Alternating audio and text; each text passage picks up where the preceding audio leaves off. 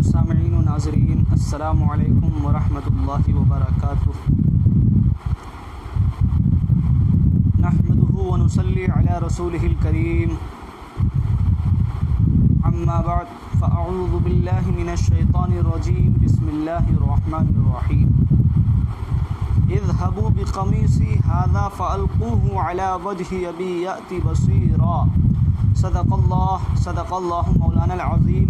وبلغنا رسوله النبی الامین المعین المکین الکریم، ونحن على ذلك لمن الشاہدین والشاکرین، والحمد للہ رب العالمین۔ بعد توحید کے متوالوں، شمع نبوت کے پروانوں، غوث و خواجہ ورثہ کے دیوانوں، اولیاء امت کے جانثاروں، عشق مصطفیٰ کا چراغ اپنے دلوں میں روشن کرنے والوں، مصطفیٰ جان رحمت صلی اللہ تعالی وسلم سے سچی پکی محبت کرنے والوں، آئیے کچھ سننے سنانے سے پہلے، کچھ عرض و معروض سے قبل، ہم اور آپ اپنے آقا و مولا جناب محمد رسول اللہ صلی اللہ تعالی وسلم کی مقدس بارگاہ میں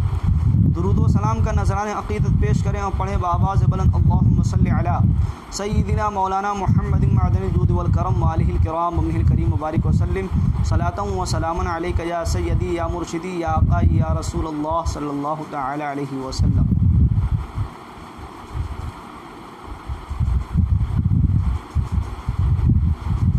نعمتیں بانٹتا جس سمت وہ ذیشان گیا، نعمتیں بانٹتا جس سمت وہ ذیشان گیا، ساتھ ہی منشی رحمت کا قلم دان گیا۔ اور دل ہے وہ دل جو تیری یاد سے معمور رہا، دل ہے وہ دل جو تیری یاد سے معمور رہا، سر ہے وہ سر جو تیرے قدموں پہ قربان گیا۔ اور آج لے ان کی پناہ، آج مدد مانگ ان سے، آج لے ان کی پناہ، آج مدد مانگ ان سے، پھر نہ مانیں گے قیامت میں اگر مان گیا۔ حضرات محترم، اللہ تبارک و تعالیٰ اپنے کلام مقدس میں ارشاد فرما رہا ہے، اذهبوا بقمیصی ھذا فالقوه علی وجہ ابی یأتی بصیرا، کہ میرا کرتا لے جاؤ اور میرے باپ کے منہ پر ڈال دو، ان کی آنکھیں کھل جائیں گی۔ حضرات محترم، یہ آیت مبارکہ، اس کا مفہوم یہ ہے کہ حضرت یوسف علیہ السلام کے والد حضرت یعقوب علیہ السلام جب ان کی جدائی میں، ان کی فرقت میں اس قدر روئے، اتنا روئے کہ ان کی آنکھوں کی روشنی چلی گئی اور وہ معذور ہو گئے، آنکھوں سے معذور ہو گئے۔ تو اللہ تبارک و تعالیٰ نے یہ فرمایا حضرت یوسف علیہ السلام کے ذریعے سے کہ میرے قمیص کو لے جاؤ۔ یوسف علیہ السلام نے کہا میرے قمیص کو، میرے کرتے کو لے جاؤ اور میرے باپ کی آنکھوں پر ڈال دینا، ان کی آنکھیں روشن ہو جائیں گی، منور ہو جائیں گی۔ اہل سنت والجماعت کا یہ عقیدہ ہے، اور عاشقان رسول اس بات کو مانتے ہیں کہ تبرکات سے لوگوں کو فائدہ پہنچتا ہے، تبرکات سے ہمیں فائدہ حاصل ہوتا ہے، ہماری بگڑی بنتی ہے۔ بزرگان دین کے تبرکات، حضور اکرم صلی اللہ علیہ وسلم کی جسم اقدس کے قمیص اور نالین پاک سے ہم مستفیض ہوتے ہیں اور فائدہ حاصل کرتے ہیں۔ آپ دیکھیں تو صحیح کہ حضرت یوسف علیہ السلام کے قمیص کے صدقے میں اور قمیص کی برکت سے حضرت یعقوب علیہ السلام کی آنکھیں روشن ہو سکتی ہیں، آنکھیں منور ہو سکتی ہیں۔ تو ہم اپنے نبی صلی اللہ تعالی وسلم کے تبرکات سے اور ان کے نالین پاک کو چومیں اور اپنے آنکھوں سے لگائیں تو ہمیں کیوں فائدہ حاصل نہیں ہوگا؟ بالکل ہوگا، اس لیے کہ نسبت سے ہر شے ممتاز ہوتی ہے۔ نسبت جب اعلیٰ چیز سے کمتر چیز کی نسبت اعلیٰ چیز سے ہو جاتی ہے، کسی چھوٹے کی نسبت بڑے سے ہو جاتی ہے، تو اس کی بھی عظمت و رفعت بڑھ جاتی ہے، اس کا بھی مرتبہ بلند و بالا ہو جایا کرتا ہے۔ آپ دیکھیں تو صحیح کہ یہ کپڑا ہے جس کو ہم پہنتے ہیں، کوئی اس کا کرتا بناتا ہے، کوئی اس کا لباس بناتا ہے، کوئی اس کی ٹوپی بناتا ہے، کوئی اس کے رومال بناتا ہے، طرح طرح کے استعمال میں کپڑے لیے جاتے ہیں، لیکن یہ کپڑا کوئی ہمارا کپڑا چومتا نہیں ہے، کوئی ہمارے کپڑے کو آنکھوں سے نہیں لگاتا ہے، کوئی ہمارے کپڑے کو سر پر نہیں رکھتا ہے اور اس کا ادب و احترام اس طرح سے نہیں کرتا ہے۔ لیکن یہی کپڑا جب قرآن مقدس سے لگ جاتا ہے، قرآن مقدس سے جزدان کی شکل میں چپٹ جاتا ہے اور ٹچ ہو جاتا ہے، مس ہو جاتا ہے اور اپنے اندر قرآن کو سمو لیتا ہے، اپنے اندر قرآن کو بھر لیتا ہے، تو اب دیکھیں تو صحیح اس کپڑے کی کتنی عزت کی جا رہی ہے۔ لوگ اسے چومتے بھی ہیں، اس کا ادب و احترام بھی کرتے ہیں، اس کی عزت و رفعت بھی کرتے ہیں، اس کو آنکھوں سے لگاتے بھی ہیں، اس کو سر پر رکھتے بھی ہیں۔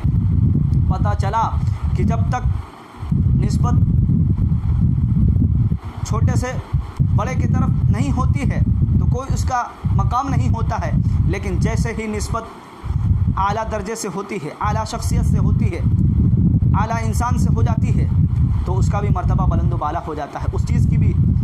رفعت و منزلت بڑھ جاتی ہے اور لوگ اس کا ادب و احترام کرتے ہیں، اس سے محبت کرتے ہیں۔ اسی طرح سے خانہ کعبہ کا غلاف دیکھیں، غلاف تو ہم تکیے پر بھی لگاتے ہیں، لیکن تکیہ کے غلاف کو کوئی چومتا نہیں ہے۔ پردے تو ہم گھر میں بھی لگاتے ہیں، لیکن گھر کے پردے کو کوئی چومتا نہیں ہے، لیکن جیسے ہی وہ پردہ، وہ غلاف خانہ کعبہ پر لگتا ہے، وہی کپڑے کی حیت جب خانہ کعبہ کا غلاف اس سے تیار کیا جاتا ہے، خانہ کعبہ کا غلاف جب اس سے بنتا ہے تو لوگ اس کو چومتے بھی ہیں، اس کو آنکھوں سے بھی لگاتے ہیں اور اس کو شفا مانتے ہیں اور اس کے وسیلے سے دعائیں مانگتے ہیں، اپنے بھی چومتے ہیں، بیگانے بھی چومتے ہیں، اور جو چومنے کا انکار بھی کرتے ہیں وہ بھی چومتے ہیں۔ تو اس سے پتہ چلا کہ تبرکات سے ہمیں فیض حاصل ہوتا ہے اور نسبت سے شے ممتاز ہو جایا کرتی ہے۔ نبی تو بہت ہیں، امتی تو بہت ہیں، نبی تو بہت ہیں، لیکن سب نبیوں کی امتوں کو وہ مرتبہ، وہ عزت، وہ شان حاصل نہیں ہوئی ہے جو مصطفیٰ جان رحمت صلی اللہ علیہ وسلم کی امت کو ہوئی ہے۔ ہماری وجہ سے نہیں، بلکہ نبی عظیم الشان ہیں، ہم نبی والے ہو گئے، ہم نبی سے جڑ گئے، ہم نے اپنے نبی کی محبت کو اپنے دل میں بسا لیا، یاد مصطفیٰ کو اپنے دل میں بسا لیا، اپنے دل میں بٹھا لیا، تو ہمارا بھی مرتبہ بلند و بالا ہو گیا۔ خوش نصیب ہیں ہم کہ ہمیں امت رسول کا خطاب ملا ہے اور اعزاز ملا ہے، اور یہ توفیق ہوئی ہے کہ اللہ تبارک و تعالیٰ نے ہمیں امت رسول میں پیدا فرمایا ہے۔ حضور اکرم صلی اللہ علیہ وسلم کا مرتبہ کتنا بلند و بالا ہے، کتنا عرفہ و اعلیٰ ہے، اس کا کوئی اندازہ نہیں لگا سکتا۔ لوگ آج چومنے سے انکار کرتے ہیں، ہم مزارات پر جاتے ہیں،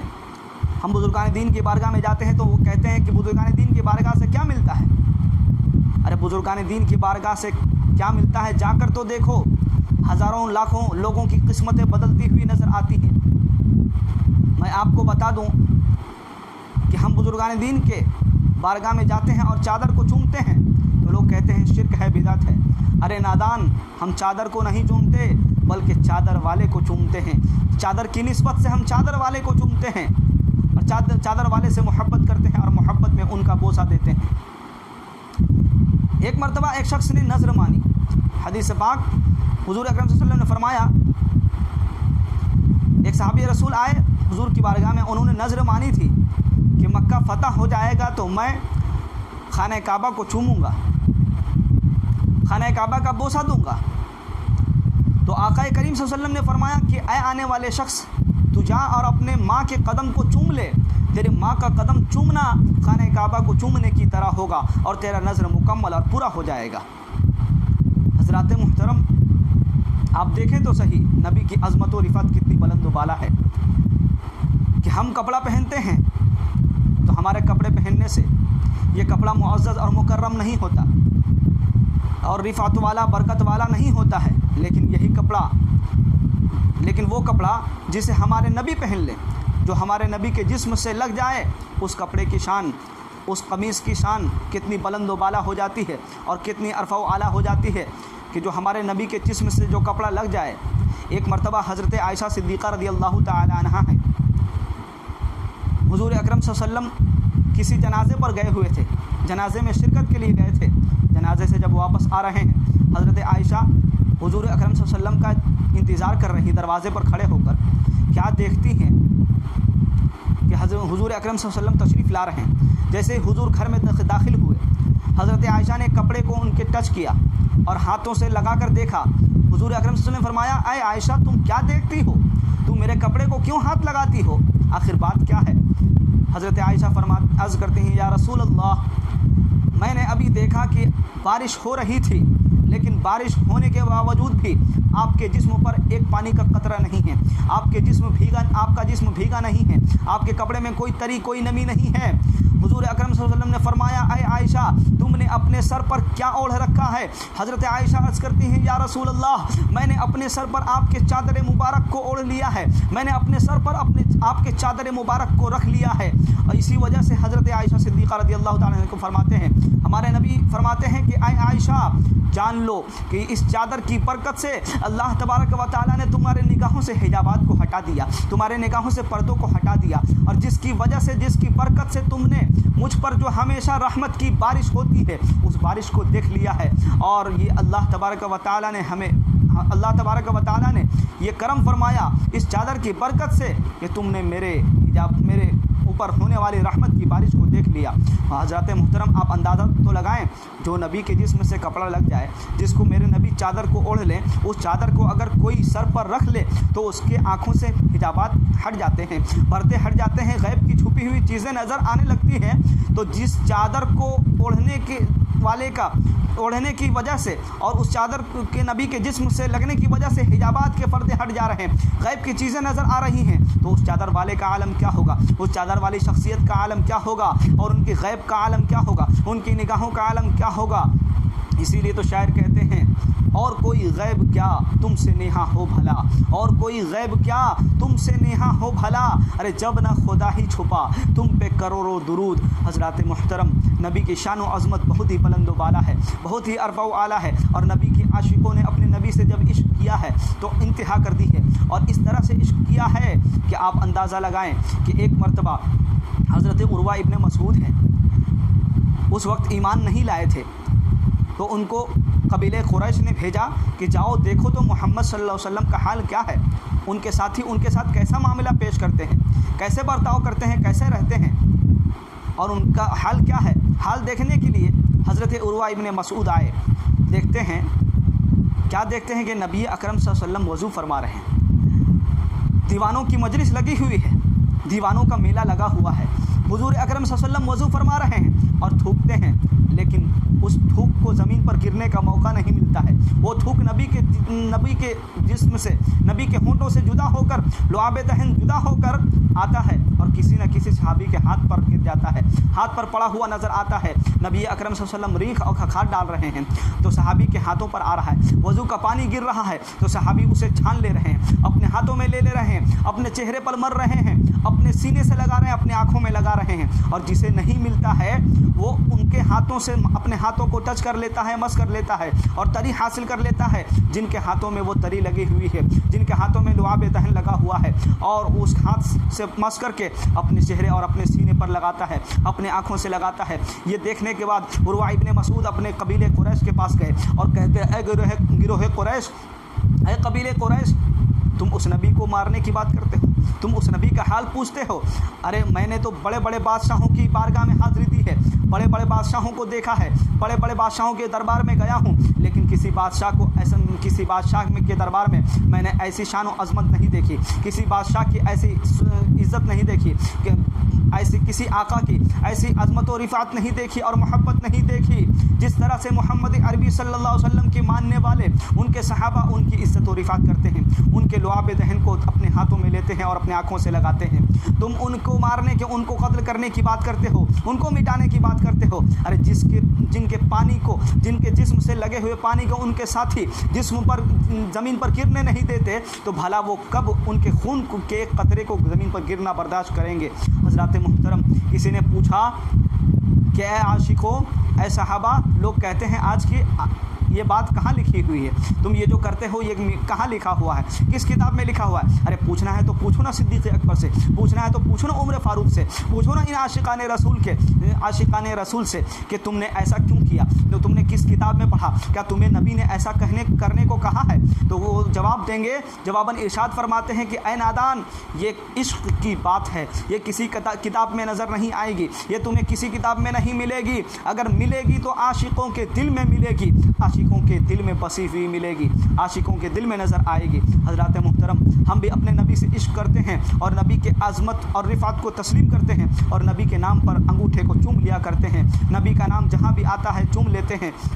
عشق میں چوم لیتے ہیں۔ اسی لیے تو شاعر کہتے ہیں، جو نام مصطفیٰ چومے نہیں دکھتی کبھی آنکھیں، جو نام مصطفیٰ چومے نہیں دکھتی کبھی آنکھیں، یہ جس من میں سما جائے وہ من میلا نہیں ہوتا۔ حضرات محترم، جب حضور اکرم صلی اللہ علیہ وسلم فجر کی نماز پڑھتے تھے، نماز پڑھنے کے بعد جب باہر تشریف لاتے تھے تو مدینے کی چھوٹی چھوٹی بچیاں اپنے برتنوں کو لے کر آ جایا کرتی تھیں جس میں پانی ہوتا تھا۔ حضور اکرم صلی اللہ علیہ وسلم اپنے دست مقدس کو، اپنے دست انور کو، برکت والے ہاتھ کو اس پانی میں ڈال دیا کرتے تھے اور برکت والا پانی لے کر، عظمت والا رفعت والا پانی لے کر اور برکت والا شفا والا پانی لے کر وہ بچیاں اپنے گھروں میں جاتی تھی اور برکت والا پانی سمجھ کر، تبرک سمجھ کر اور معتبر سمجھ کر اس کو پی لیا کرتی تھی، شفا والا پانی سمجھ کر پی لیا کرتی تھی اور مریضوں کو شفا حاصل ہو جاتی تھی، مریضوں کی پریشانی دور ہو جاتی تھی، بیماروں کی بیماری دور ہو جاتی تھی۔ تو حضرات محترم، اگر آج ہم بھی اپنے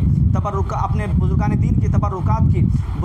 کی تبرکات کی عظمت و رفعت کرتے ہیں اور اس کو برکت والا مانتے ہیں تو اس میں کون سی برائی کی بات ہے؟ ارے نبی کی شان تو یہ ہے کہ ہاتھ جس سمت اٹھا غنی کر دیا، ہاتھ جس سمت اٹھا غنی کر دیا، بحر موج سخاوت پہ لاکھوں سلام۔ یہ عاشقوں کی بات ہے اور خوش نصیب ہیں ہم کہ ہم اپنے نبی سے عشق و محبت کرتے ہیں۔ حضور اکرم صلی اللہ علیہ وسلم نے جتنا ہم سے عشق کیا ہے اس کا ایک پہلو بھی، ہم ایک لمحہ بھی، ایک درجہ بھی ہم نبی سے عشق نہیں کرتے۔ نبی نے تو عشق کتنا کیا ہے، شاعر کہتے ہیں، گناہ گاروں کی محشر میں ایک ہنسی کے لیے، گناہ گاروں کی محشر میں ایک ہنسی کے لیے حضور روتے تھے، حضور روتے تھے راتوں کو امتی کے لیے، حضور روتے تھے